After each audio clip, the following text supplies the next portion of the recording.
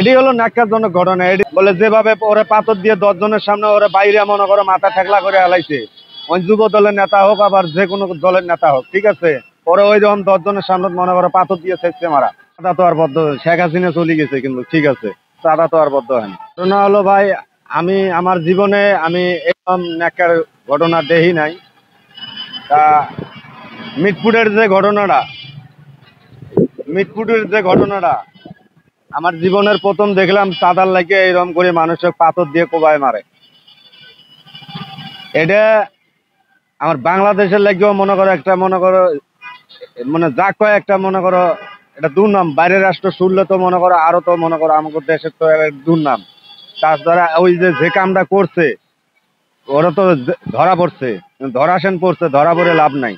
ওপরে এই যেভাবে পাথর দিয়ে মানুষের এমন করে বাইরে মারছে, 10 জনের সামনে যদি ওইভাবে পাথর দিয়ে আরে বাইরে মারে, তাহলে সে মানুষ বাংলাদেশের মধ্যে একটু মানুষ ভয় পাবো, তাছাড়া কোনো ভয় পাবো না। না ভাই পাইতেছেন, কেমনে পাইতেছি?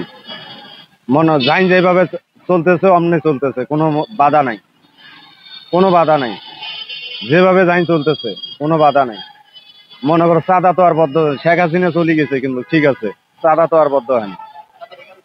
চাঁদা মনে করো বাইরে গেছে আর কিশোরগঞ্জও বাইরে গেছে। এটা নিয়ন্ত্রণ করতে পারবো পুলিশ যতক্ষণ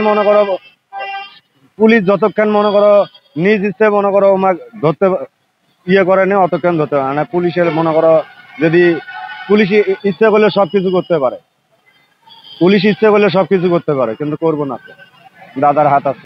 বাংলাদেশে তো ওই যা কয়ে দিছে ওর শেষকাল, ঠিক আছে, থালি নিয়ে বসবো, তাও ভাতের নাগাল পাইবো না, খাওয়া বিনা করে মরে যাবো। যেমন আইছে মনে করো যুদ্ধ সভায় যেমন হয়েছে ওই রকম আবার মনে করো হবো। ভাই ঘটনা হলো ভোটার হিসেবে যেমন এন তো নির্দলীয় কোনো সরকার নাই।